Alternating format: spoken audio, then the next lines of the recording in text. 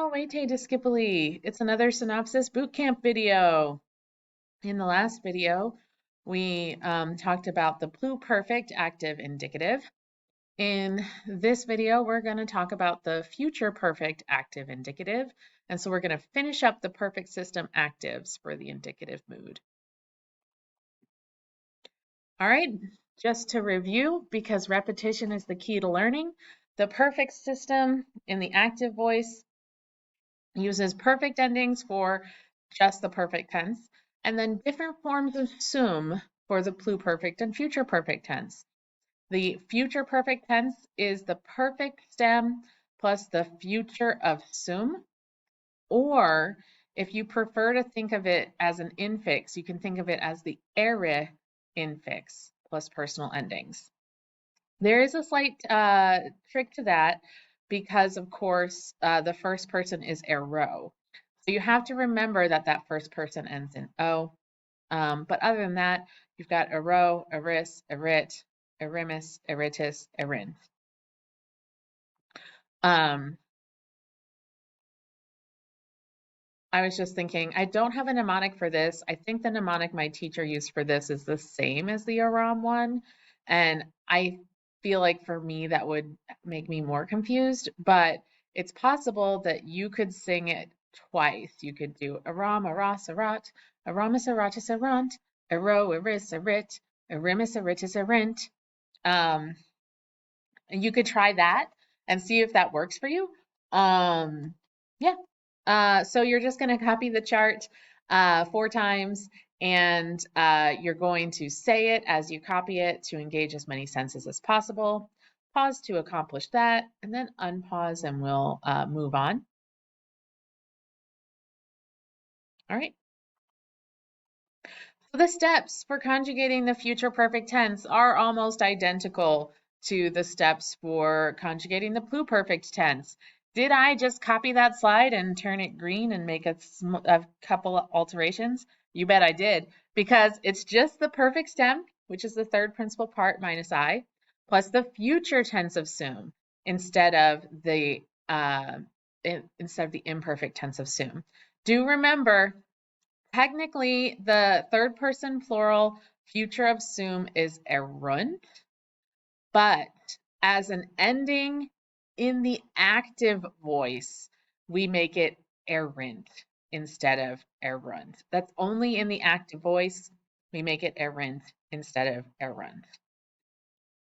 Okay, so you're going to do exercise I, conjugating the future perfect indicative active, and go ahead and pause to do that, and then we will check it.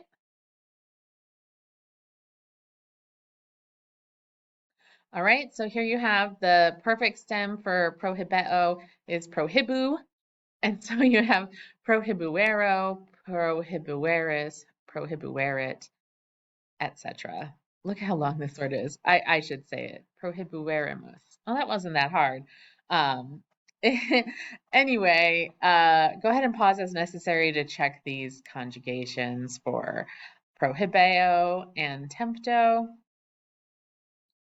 And now I'll scroll down so you can also check ardeo. Pause as necessary to make those checks. Arcerent. That sounds fun. I don't know why just this verb struck me as fun. That's just part of being a Latin teacher. You look at some random future perfect form of ardeo and you're like, that's cool. Okay.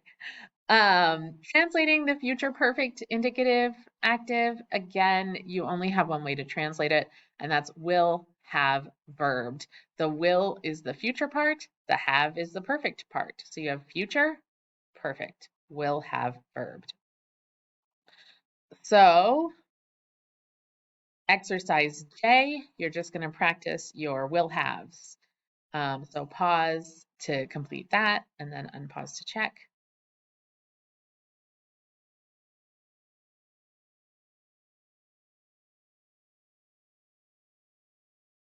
I will have praised, you will have praised, he, she, it will have praised.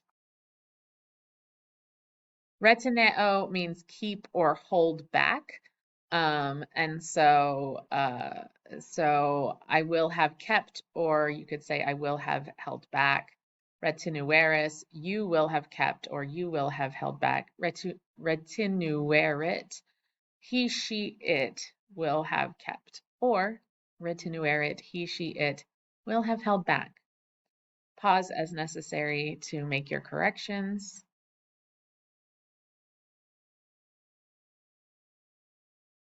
Ocupawero, ocupo means occupy or seize, as in like occupying a country.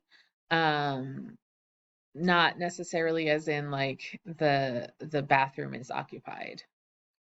Although we did use that in one story. We used occupatus for like busy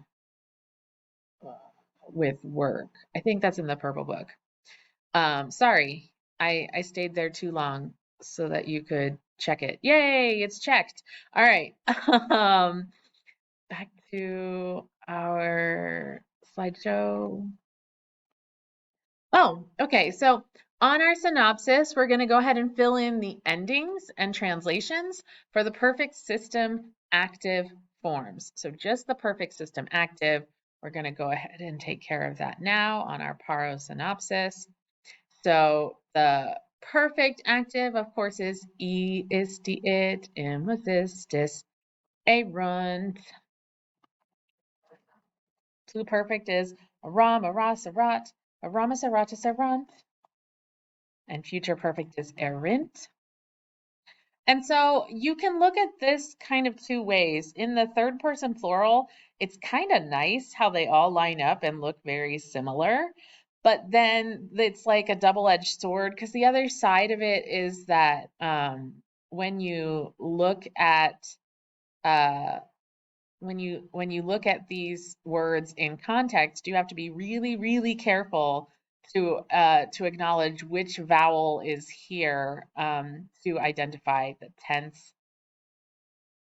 We're going to go ahead and take care of our pluperfect subjunctive while we're in this area of the perfect active, perfect system actives. So remember that the pluperfect subjunctive has isse plus the ending.